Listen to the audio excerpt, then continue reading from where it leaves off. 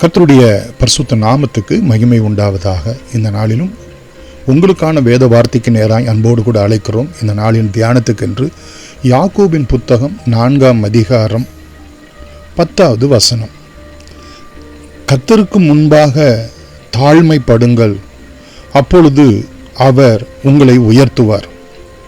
பிரியமானவர்களே, கர்த்தரால் ரட்சிக்கப்பட்ட தேவ பிள்ளைகள் ஒவ்வொருவரும் பார்ப்போம் என்று சொன்னால் அவர்கள் உயர்த்தப்பட வேண்டியவர்கள்.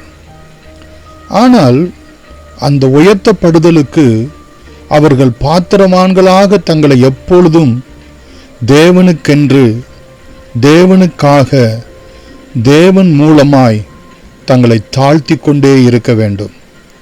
பிரியமானவர்களே, அங்கே தாழ்மை என்பது நம்முடைய எண்ணத்தில் மாத்திரமல்ல, நம்முடைய செயலிலும் காணப்பட வேண்டும்.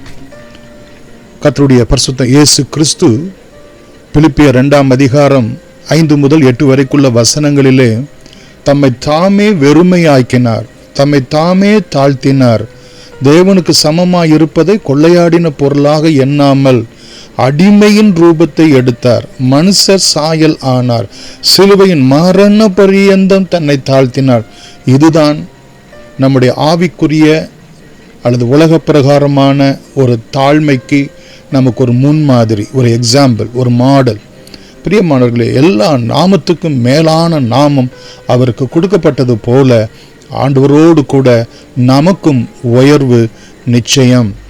இந்த தாழ்மை என்கிற ஒன்று வேதம் முழுவதுக்கும் காணப்படுகிற தேவன் எதிர்பார்க்கிற குணாதிசயம். இந்த குணாதிசயம் பரிசுத்தவான்கள் முற்பிதாக்கள் ஒவ்வொருவரிடத்திலும் ஆண்டவர் எதிர்பார்த்த ஒன்றாய் இருக்கிறது.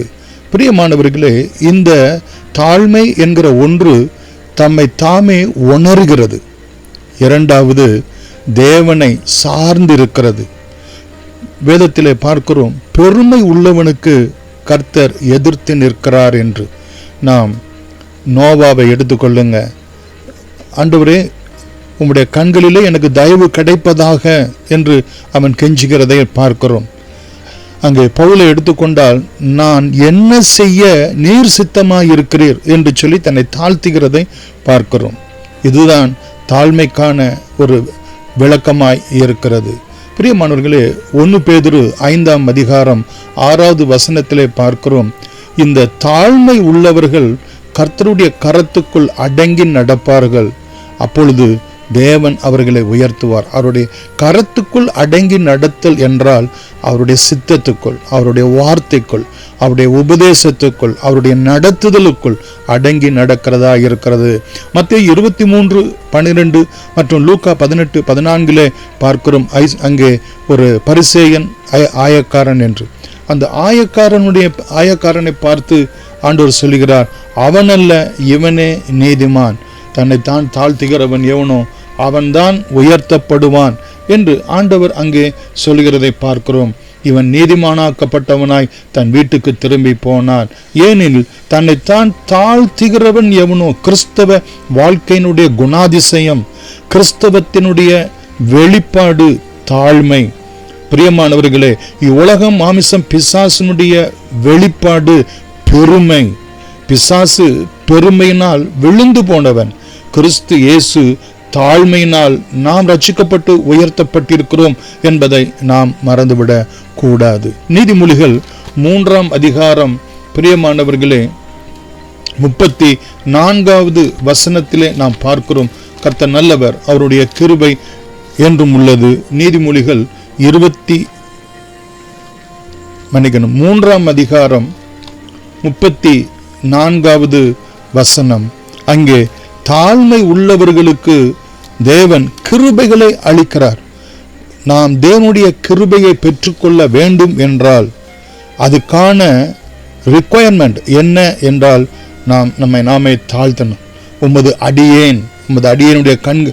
அடியேனுக்கு உமது கண்களிலே தயவு கிடைப்பதாக என்று நாம் வேதத்திலே சொல்லுகிறதை பார்க்கிறோம். தாழ்மை உள்ளவர்களுக்கோ அவர் கிருபைகளை அளிக்கிறவராய் இருக்கிறார். நீதிமொழிகள் 29ஆம் அதிகாரம் 23வது வசனத்திலும் கூட நாம் பார்க்கிறோம், பிரியமானவர்களே, அகந்தை உள்ளவனை கர்த்தர் தாழ்த்துகிறார் என்றும், மனதிலே தாழ்மை உள்ளவனுக்கு கர்த்தர் ஹானர், கணத்தை, மகிமையை அருளுகிறவராய் இருக்கிறார் என்றும் பார்க்கிறோம். மாத்திரமல்ல, ஏசாயா 57 அதிகாரம் 15வது வசனத்திலே நாம் பார்க்கிறோம், உன்னதத்திலும் பரிசுத்த ஸ்தலத்திலும் வாசம் பண்ணுகிற நான் பணிந்தவர்களின் ஆவியை, நொறுங்கினவர்களுடைய இருதயத்தை உயிர்ப்பிக்கிறதற்கும், நொறுங்குண்டு பணிந்த ஆவி உள்ளவர்களிடத்திலே வாசம் பண்ணுகிறேன். இப்படி தாழ்மை உள்ளவர்கள், இருதயத்திலே நொறுக்கப்பட்ட பக்குவம் உடையவர்களிடத்திலே ஆண்டவர் வாசம் பண்ணுகிறார் என்று நாம் பார்க்கிறோம். பிரியமானவர்களே, ஏசாயா 66 அதிகாரம் 2வது வசனத்திலும் நாம் பார்க்கிறோம், கர்த்தர் சொல்லுகிறார், சிறுமைப்பட்டு ஆவியில் நொறுங்குண்டு என் வசனத்துக்கு நடுங்குகிறவனையே நோக்கி பார்க்கிறேன். பிரியமானவர்களே, வசனத்தை நாம் வாசிக்கிறோமா? வசனத்தை நாம் தியானிக்கிறோமா? வசனத்தை நாம் ஆராய்கிறோமா?